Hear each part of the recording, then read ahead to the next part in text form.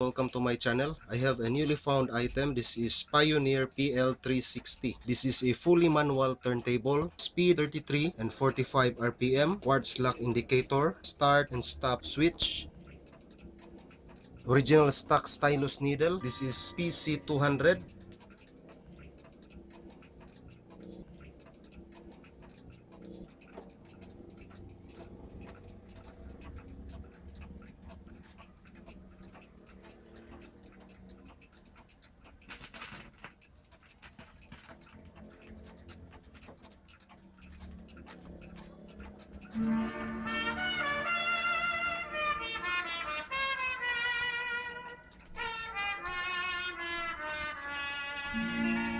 So this is my Pioneer PL360, a fully manual turntable.